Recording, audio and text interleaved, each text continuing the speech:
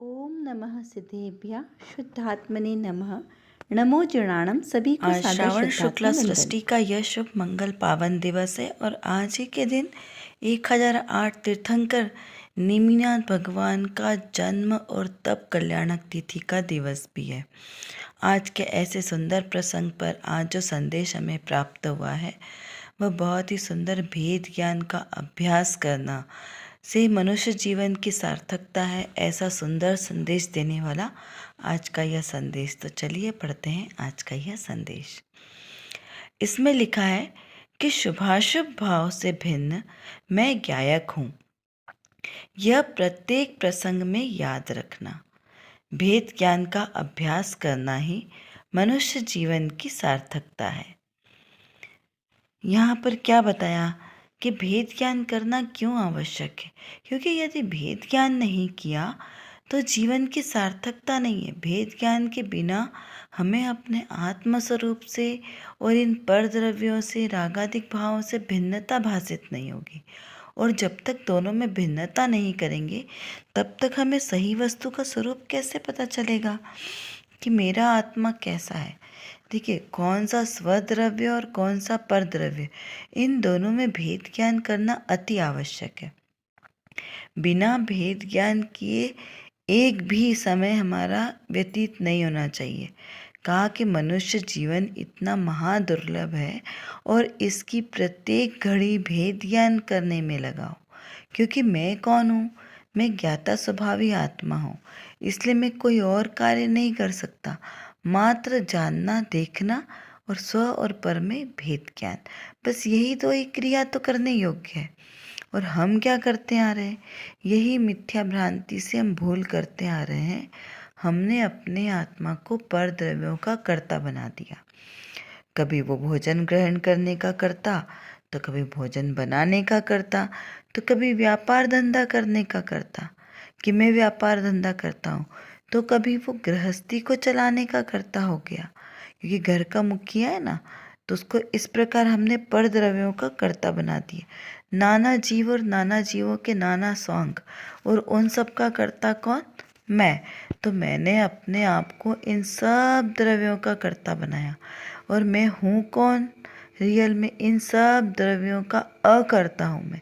इन सब द्रव्यों में कुछ भी करता नहीं हूँ, मात्र कार्य जो हो रहा है उसको जानने देखने वाला हूँ। इसके अलावा और कुछ करने धरने वाला नहीं हूँ। तो जो जीव कुछ कार्य करता ही नहीं है, यदि उसे कहा कि अब तुम्हें निरंतर भेद ज्ञान करना है, तो क्या यह सही बात है? जो जीव कुछ कार्य करता नहीं है, मात्र जानता देखता है, वो भेद ज्ञान भी क्यों करेगा? तो उसके लिए यहाँ पर आचार्य देव कहते हैं कि हे जीव, भेद ज्ञान करना ऐसा कोई कार्य नहीं है, ये सहजी आत्मा की परिणति है। क्योंकि जो अनादिकाल से जीव ने भूल की है उसे सुधारना भी तो पड़ेगा। तो जो अनादिकाल से भूल क्या की है जीव ने? पर द्रव्यों को अपना मानना। तो अब तुझे पर द्रव्यों को अपना मानना बंद करना पड़ेगा और निज द्रव्य को ही जानना पहचानना पड़ेगा। तो ये निज द्रव्य तो ऐसे पहचान में नहीं आ रहा है कि कौन सा है, किसके साथ भेद ज्ञान करना। तो यहाँ पर जीव ने कहा है कि ऐसे अवलंबन नहीं मिलता तो कोई बात नहीं, तुम इस शरीर से जिसके साथ रहते हो ये तो दिखाई देता है ना, तो ये शरीर से ही भेद ज्ञान करो कि शरीर ही मैं नहीं हूँ। इस प्रकार से चिंतन धारा को बारंबार उसको उग्र उग्र बढ़ाते रखो। जो मेरा जिनेंद्र भगवान आत्मा है वह भी कैसा है? वह भी संकोच विस्तार की शक्ति वाला ऐसा परिपूर्ण आत्मा है जिसकी आत्मा में अनंत शक्तियाँ भरी है। जैसे संग्रहालय में भरी है, वैसे ही मेरे आत्म स्वभाव में भरी है। मेरे इस आत्म स्वभाव के प्रदेश प्रदेश में से चैतन्यता के झरने प्रस्फुटित हो रहे हो, ऐसा मेरा स्वभाव है। और उस स्वभाव के आश्रय से मैं जीव द्रव्य का अस्तित्व हूँ, मेरे जीव द्रव्य का अस्तित्व। तो हम अपने अस्तित्व को जाने पहचाने, अपने अस्तित्व को संभालें, तो अब इसे हमें जानने पहचानने के लिए क्या करना पड़ेगा? निरंतर भेद ज्ञान करना पड़ेगा। इसी प्रकार निरंतर भेद ज्ञान करने से ही मनुष्य जीवन की सार्थकता है। चलिए अब देखते हैं आज की रत्नकणिका में कौन सी विशेष बात आई है। रत्नकणिका में श्रोता ने प्रश्न किया है कि सर्वथा सर्वज्ञ की प्रतीति पूर्वक क्रमबद्ध को समझें तो उसमें पुरुषार्थ आता है। क्या पूछा कि सर्वज्ञ की प्रतीति पूर्वक क्रमबद्ध को यदि समझा जाए तो उसमें क्या पुरुषार्थ आएगा। तो यहाँ पर प्रश्न बहुत ही सिंपल है कि सर्वज्ञ की प्रतीति पूर्वक क्रमबद्ध, यानी कि जो सर्वज्ञ भगवान ने जिस क्रमबद्ध को जाना अपने केवल ज्ञान में, उसको समझने से क्या पुरुषार्थ लगेगा। क्योंकि देखो प्रत्येक कार्य में पुरुषार्थ आवश्यक है, पुरुषार्थ के बिना कोई कार्य नहीं होगा। तो जो कार्य हम कर रहे हैं उसको कहा पुरुषार्थ। अब ये भी कैसा है, दो प्रकार का, एक सही दिशा में करने वाला पुरुषार्थ और एक विपरीत दिशा में करने वाला। तो जो सही दिशा में किया जा रहा है, जो वस्तु के सही स्वरूप को समझकर जो कार्य किया जा रहा है, उसे हम पुरुषार्थ का नाम देंगे। और जो वस्तु स्वरूप को नहीं समझ के जो भी कार्य किया, तो उसको तो पुरुषार्थ का नाम क्यों देंगे, वो तो पूरा व्यर्थ का है, हमारे समय की बर्बादी वाला कार्य हुआ, तो उसको पुरुषार्थ नाम नहीं आता। तो चलिए पहले देखते हैं यहाँ के बहनश्री बहन की तत्व चर्चा में यहाँ कौन से समाधान आया है। यहाँ पर समाधान बताया है कि उसमें पुरुषार्थ तो आता ही है। भगवान ने जो क्रमबद्ध में देखा वह पुरुषार्थ के साथ ही देखा है। जो जीव पुरुषार्थ करता है उसको भव का अभाव होता है। यदि ज्ञायक का पुरुषार्थ करता है तो ज्ञाता होता है, तो भव का अभाव हो जाता है। जो ज्ञायक का पुरुषार्थ नहीं करते और क्रमबद्ध की बातें ही करते रहते हैं, उन्हें नुकसान होता है। उनका वो पुरुषार्थ सही में पुरुषार्थ नहीं है, कार्यकारी पुरुषार्थ नहीं है। इस प्रकार से यहाँ पर इसका अर्थ समझना। अब देखिए, पुरुषार्थ का मतलब मेहनत करना, कार्य करना, कोई कार्य की सिद्धि करना। तब किधर मेहनत करना, सही दिशा में। जैसे 4 मित्र हैं, उनके पास एक कार है, अब वो कार रास्ते में बंद हो गई, तो उनको क्या कहा कि भाई थोड़ा सा धक्का लगाओ तो हमारी कार स्टार्ट हो जाएगी। अब वो चारों मित्र क्या करें, बाहर निकल कर आए गाड़ी से और चारों दिशाओं में, एक पीछे की साइड चला गया, एक राइट हैंड के गेट पे चला गया, एक लेफ्ट हैंड के गेट पे खड़ा हो गया, और वो तीनों वहाँ से पुश करने लगे। तीनों अपनी अपनी जगह से पुश करने लगे, लेकिन वो पुश कहाँ कर रहे थे, अपने सामने के साइड पे पुश कर रहे थे। तो कार आगे ही नहीं बढ़ी। 2-3-4 घंटे हो गए लेकिन कार नहीं चली। अब वो लोग समझ नहीं पा रहे थे कि क्या हुआ। इतने में उधर से एक सज्जन आए, उन्होंने बोला क्या हुआ भाई, तुम क्या कर रहे हो। तो बोले हम गाड़ी को धक्का लगा रहे हैं, इतनी मेहनत कर रहे हैं लेकिन गाड़ी हिल ही नहीं रही है, आगे ही नहीं बढ़ रही है।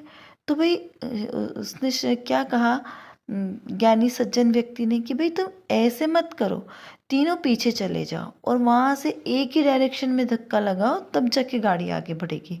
और वो गाड़ी एक ही बार में स्टार्ट हो गई। तो उसका क्या अर्थ मत निकला कि भाई आप अगर विपरीत डायरेक्शन में मेहनत करोगे, कितनी भी मेहनत करोगे, तो वो कार्यकारी नहीं होगी। आपको सही दिशा में, सही डायरेक्शन में मेहनत करनी है, तो आपका पुरुषार्थ कार्यकारी होगा। अब केवली भगवान की बात करें तो केवली भगवान ज्ञानी जीव है ना, तो उन्होंने जो ज्ञान स्वरूप को देखा, अपने आत्म स्वरूप को देखा, तो उन्होंने अपने आत्म स्वरूप को जानते हुए वहाँ पर उस स्वयं को जानने का पुरुषार्थ किया, इसलिए उनको लोकालोक जानने में आ रहा है। और अब उनके जानने की बात करें तो उन्होंने तो सही का पुरुषार्थ किया ना, इसीलिए तो उनका कार्य सिद्ध हो गया। कारणपना और कार्यपना, कारण कार्य घटित होता है ना प्रत्येक द्रव्य में, तो उन्होंने जिस कारण से पुरुषार्थ किया, तो सही कारण से पुरुषार्थ किया तो उनका कार्य सिद्ध हो गया।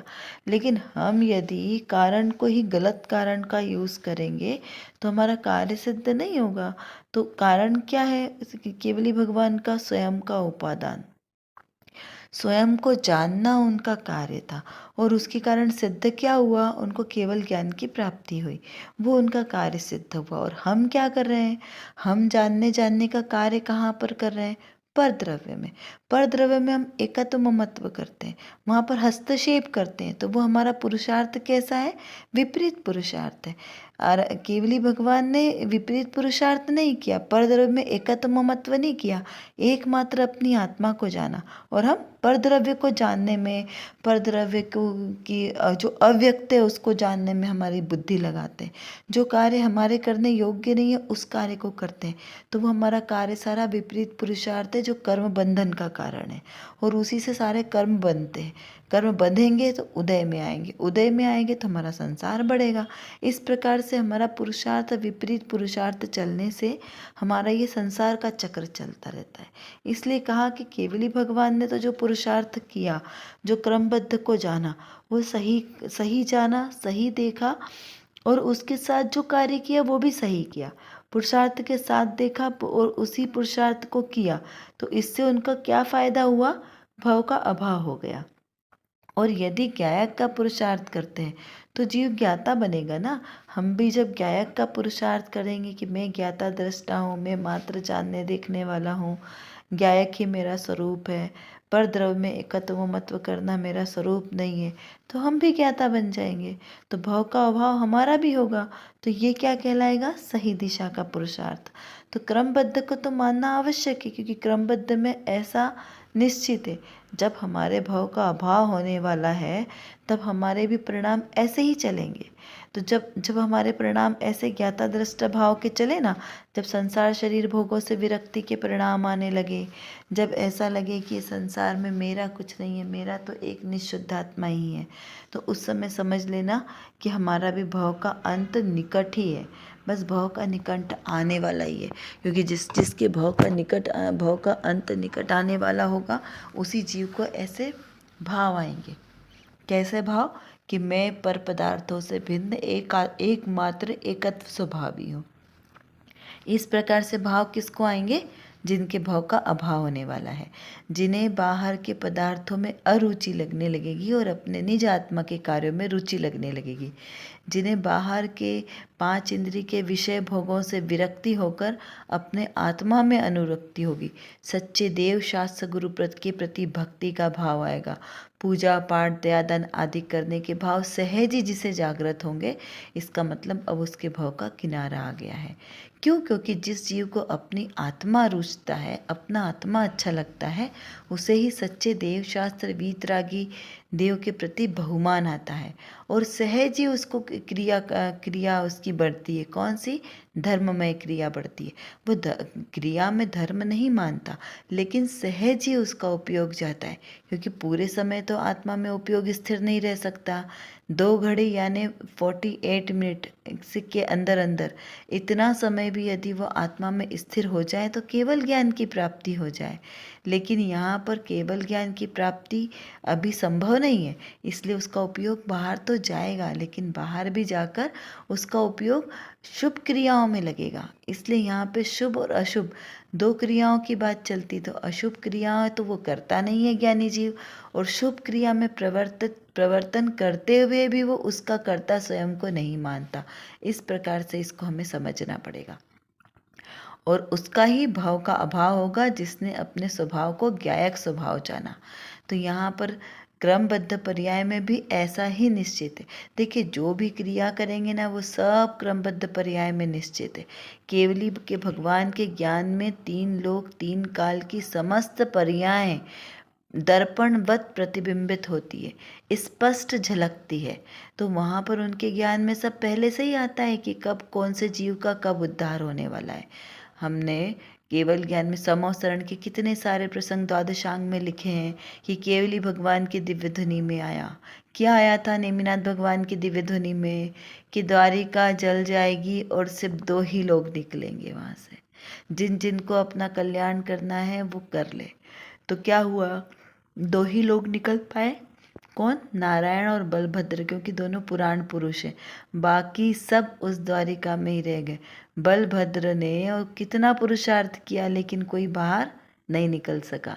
ऐसा ही केवल ज्ञान की भाषा की वाणी ही ऐसी होती है, जो सब नियत है, निश्चित है, क्रम नियमित है, खचित है, सारी पर्याय एक के साथ एक। तो इस प्रकार हमें भी अपने आत्मस्वरूप का ही बहुमान करना है, उसी का विचार करना है। तो उसी से हमारा भेद ज्ञान करने से बहुत सार्थक होगा। चलिए अब कुछ प्रश्नों के माध्यम से चिंतन धारा को बढ़ाते हैं। मनुष्य जीवन की सार्थकता क्या है, इसका विचार चिंतन कीजिए। भेद ज्ञान में निरंतरता क्यों आवश्यक है? क्या कहा? भेद ज्ञान में निरंतरता क्यों आवश्यक है? यदि निरंतर भेद ज्ञान नहीं करेंगे तो क्या होगा, इसका विचार करें। भव का अभाव कौन जीव करते हैं? विचार कीजिए। क्रमबद्ध पर्याय क्या है? क्या पुरुषार्थ और क्रमबद्ध की मैत्री है? ज्ञाता स्वभाव किसका है? विचार करें कि जिसका ज्ञाता स्वभाव है वही कैसा है, जीव पुरुषार्थी है। यदि पुरुषार्थ ना करे और मात्र क्रमबद्ध की बातें करे तो उससे उसका अहित होगा। जिसे अपना हित करना हो वह क्रमबद्ध को समझकर अपना पुरुषार्थ, अपने आत्मा का पुरुषार्थ करे, स्वयं को ज्ञाता स्वभाव रखने का। कर विचार तो पाम, हम जितना विचार करेंगे उतना ही हमारा विषय क्लियर होगा, क्योंकि हमारे पास समय की कमी है और जानना बहुत ज़्यादा है। और किसको जानना है? अपने ही ज्ञायक स्वभाव को जानना है। तो जब तक हम अपने इस ज्ञायक स्वभाव को नहीं जानेंगे तब तक हमारा कोई भी कार्य सिद्ध नहीं हो सकता। तो एकमात्र जो मेरे अंदर, मतलब मेरे आत्म स्वभाव में जो ज्ञान नाम का विशेष गुण है, इस गुण को एकमात्र अपने ज्ञायक स्वभाव को जानने में लगाएं तो निर्विकल्प दशा की प्राप्ति होगी। और इस निर्विकल्प दशा के ही आश्रय से हमें शाश्वत सुख की प्राप्ति होगी। तो वो शाश्वत सुख हमें प्राप्त हो, इसीलिए पुरुषार्थ करना आवश्यक है। उसके लिए व्यवहार से तो सच्चे वीतरागी देवशास्त्र गुरु का आश्रय लेना योग्य है, और निश्चय नय से मेरी निज शुद्धात्मा का आश्रय लेना ही सर्वश्रेष्ठ उपाय है। अभी के लिए बस इतना ही। विशेष चर्चा हम आगे की कक्षाओं में करेंगे। तब तक हम अपने आत्मस्वरूप को जानें, पहचानें और उसी में लीन रहें। इसी विशेष मंगल भावना के साथ आप सभी को सादर जय जिनेंद्र।